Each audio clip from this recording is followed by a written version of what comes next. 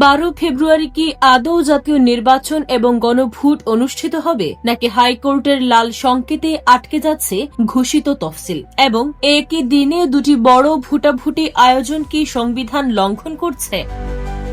ঘটনার সূত্রপাত সুপ্রিম কোর্টের আইনজীবী অ্যাডভোকেট ইউনুস আলী আকন্দয়ের একটি রিট আবেদনের মাধ্যমে। তিনি জনস্বার্থে হাইকোর্টে এই রিট দায়ের করেছেন এবং এতে প্রধান নির্বাচন কমিশনার সহ সংশ্লিষ্টদের বিবাদী করা হয়েছে।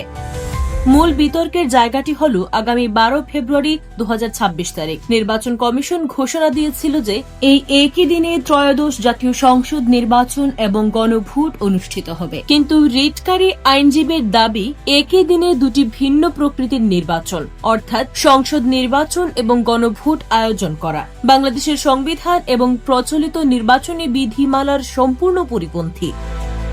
তার মতে এতে আইনি জটিলতা তো আছেই, পাশাপাশি ভোটারদের মধ্যেও বিভ্রান্তি তৈরি হওয়ার সুযোগ রয়েছে।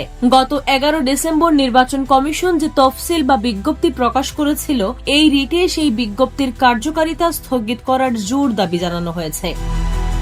অর্থাৎ আদালত যদি এই রিটের পক্ষে রায় দেয়, তবে 12 ফেব্রুয়ারির নির্বাচন পেছাতে পারে বা নতুন করে তফসিল ঘোষণার প্রয়োজন হতে পারে। জানা গেছে চলতি সপ্তাহেই বিচারপতি আহমেদ সুহেল ও বিচারপতি ফাতেমা আনোয়ারের হাইকোর্ট বেঞ্চে অত্যন্ত গুরুত্ব সহকারে এই রিটটির শুনানি হতে পারে। আদালত কি সিদ্ধান্ত দেয় তার উপর নির্ভর করছে আগামী মাসের নির্বাচনের ভাগ্য। বিষয়টি অত্যন্ত সংবেদনশীল, কারণ দেশবাসী দীর্ঘদিন ধরে এই নির্বাচনের অপেক্ষায় আছে।